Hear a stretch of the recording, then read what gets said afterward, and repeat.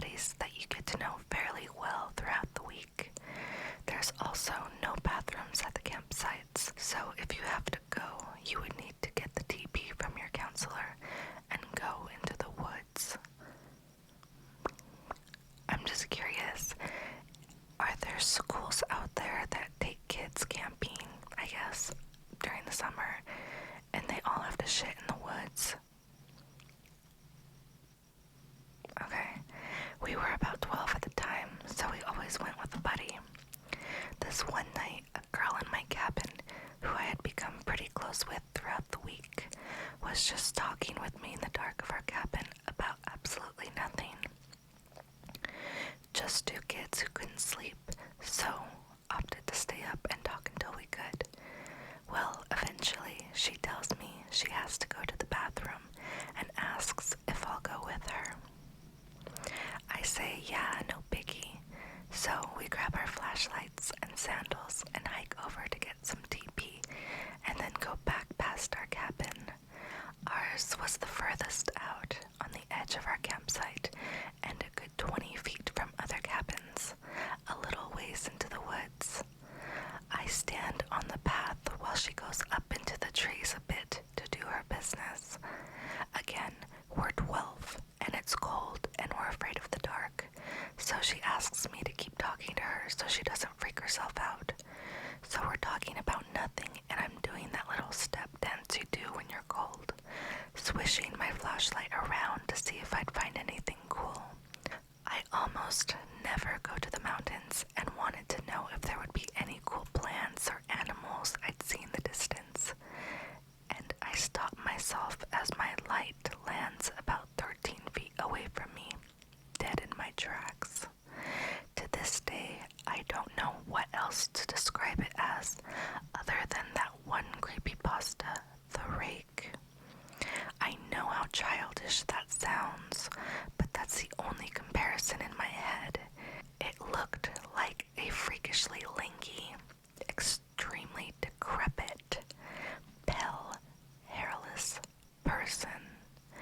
I could only see its head, shoulders, and from its forearms to its fingers that stretched out as if it was crawling down the path.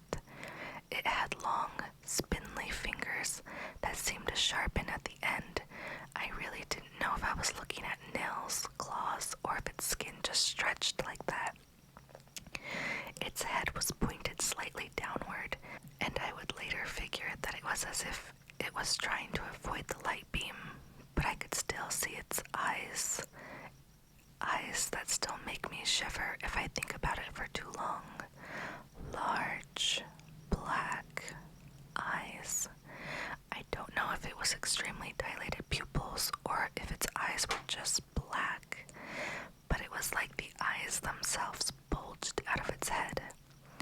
I was too scared to shine my light any further, and I could see one of its hands slowly creeping towards me. I was petrified in my spot. I didn't move my light off it once I saw it. I didn't know what to do in this scenario. I wasn't gonna just leave this girl there if it actually was something that might have hurt her.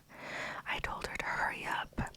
She asked why my voice was shaking. I remember saying, I don't want you to freak out. It's probably nothing. I'll tell you when we get back. But when you're done, tell me. We're gonna make a run for the cabin. That really made her move. I felt bad for scaring her, but I myself was terrified. I heard her say, done, and I just told her to run. I spun around, finally taking my light off of it, and sprinted so quickly that I caught up to her in seconds. This might have been my own heartbeat pulsing in my ears, but I was so sure I could hear it behind me. Okay, so I actually had to look up what the rake was because I'd never heard of it. And this is the picture that I found that she is comparing what she saw in the woods to. And that is pretty terrifying, if I do say so myself. We were moving so quickly that we slipped a bit on the leaves in front of our cabin door. I remember two of the other girls waking up when the door slammed behind us as I fumbled with the hook that would lock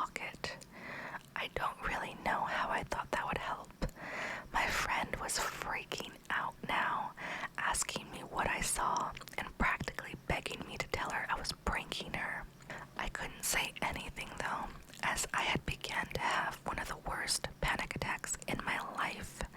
My breathing became audibly labored, and someone got up to go get our counselor, which is what got me talking again. She got about halfway to the door before I said, "No." And that was what made everyone more freaked out. Eventually, our counselor heard us and came to our cabin. Someone opened the door for her, and she came in, wanting to know why I was crying so viciously and why everyone was panicked. I was able to piece together a coherent enough sentence that she got the gist. Obviously, she didn't believe me. Who would? But she finally gave up on trying to convince me when she offered to go with me to confirm there was nothing there, and I only cried harder. I slept in the lean-to with her for the rest of the week.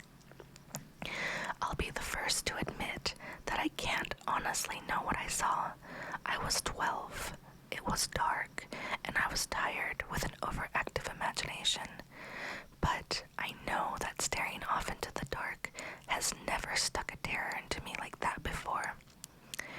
I still don't really know what to make of it, but I think about it every summer, so I just thought I would share.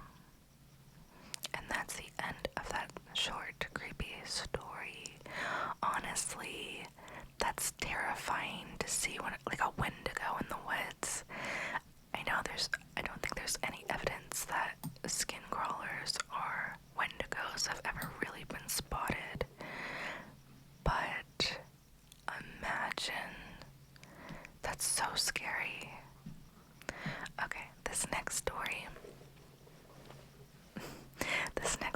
is called Black Thing, White Mist. One night, me and my two other friends decided to continue our ghost hunting hobby, if you want to call it that. We had heard of an urban legend called Kelly's Lock. I'm sure every town in America near water has an urban legend that goes something like this. A young mother decides to kill herself and her young children, so they walk along the river, and she tells them to pick up rocks along the way. When they get to the lock, she throws the kids in the water and they sink. She follows and dies. Now she haunts the area, yada yada. So this was the catalyst for our adventures that night. We head out to an area on River Road in Reading, Pennsylvania, where there are old locks on the Schuylkill River that are no longer in use. There's a parking lot of sorts that sits adjacent to the river. I guess it's like a small park along the river, hence the parking area, etc. It's not that late at night, maybe 10 or 11 p.m. We get out of the car and walk down a path along the river. We notice a glowing green orb on the other side of the riverbank. If I had to guess, it was maybe basketball size. It was slowly moving up, down, back and forth. Really weird. And we continued down the path towards the river so we could get a better view. It's maybe a few hundred feet down the path when all of a sudden a big black mass steps out in front of us. I want to say it was person-like, but it was a deep black color. No features were discernible on it. I'm 6 feet tall, and my friend is a few inches taller than me. The black mass was about 7 feet tall because we had to look up at it. The friend in front of me screams, and we all stop dead in our tracks and then turn around and bail out of there. We got to the car out of breath and opened the doors to try and calm down. After a few minutes, we start to get that brave, fuck this feeling, like we wanted to head back down the path and confront whatever was down there. One of the friends pops the trunk to get a baseball bat. The other friend is standing at the open driver's side door, and I'm at the open passenger side door. The two of us are looking at the path when all of a sudden, a white, human-shaped, glowing mist appears from behind a tree, hovers for about 3 to 5 seconds, and then it dissipates. I don't say anything just stared at the spot where this happened, which was about 20 feet from the car. My buddy on the other side of the car turns and looks at me and says, "Dude, did you just see that?" I'm like, "Fuck yes, what the fuck was that?" But we don't stick around to find out.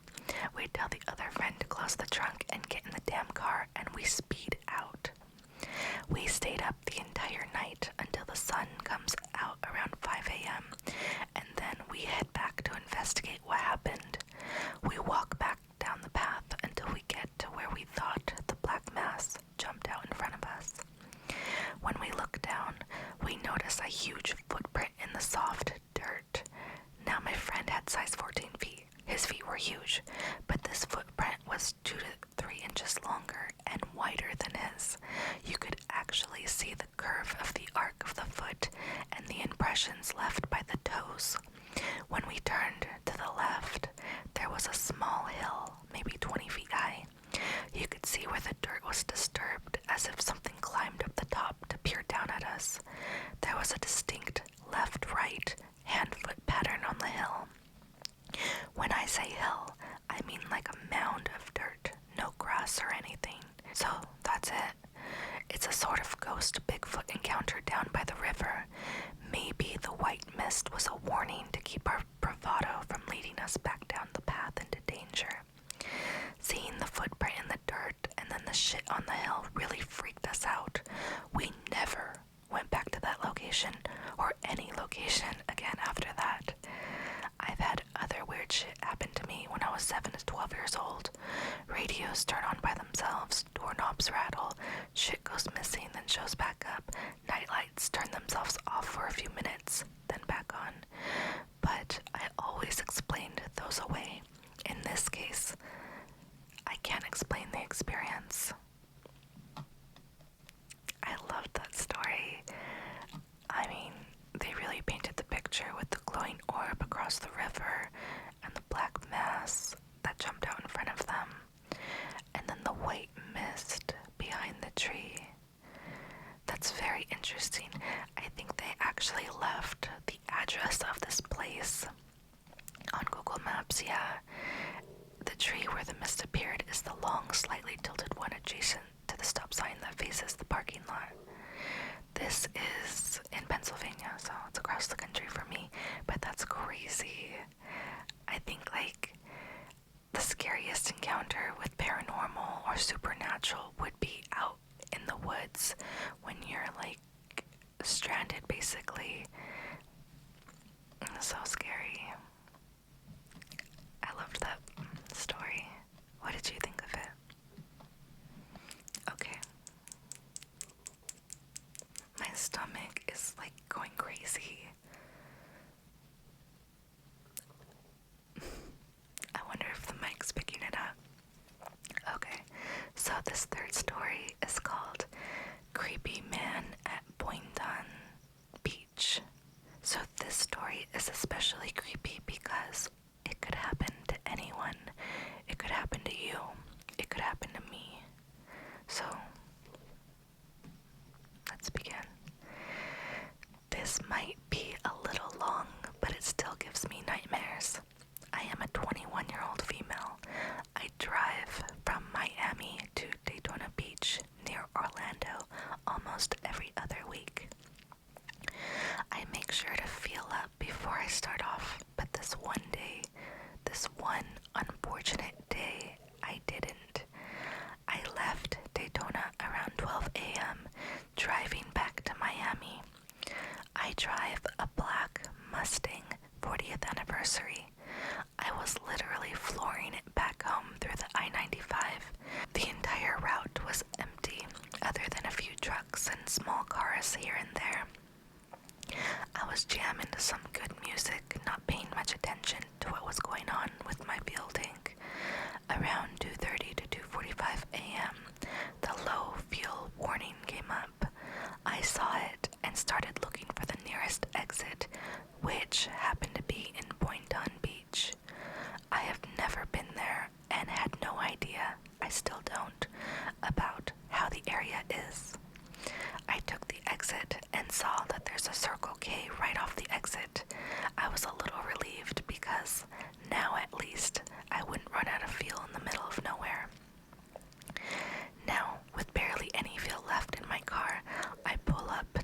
gas station.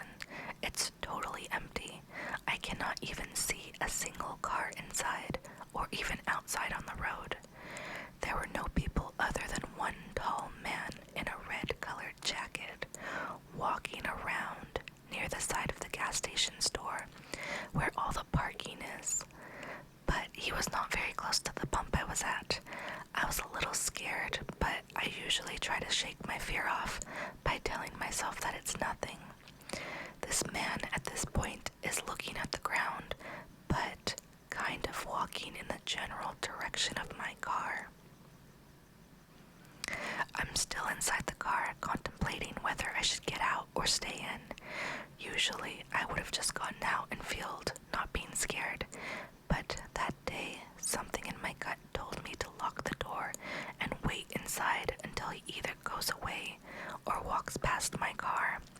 At this point, this guy is just a few feet away from my car, still not looking at me. I'm trying to tell myself, it's okay, he doesn't even care that I'm here, I should just get out of the car. But then, my worst fear comes to life. This man looks up straight at me and dashes towards the driver's side door and tries to open it. At this point, it's around 3 a.m. with no other people in the general vicinity. I literally froze for a second and thought, I'm gonna die.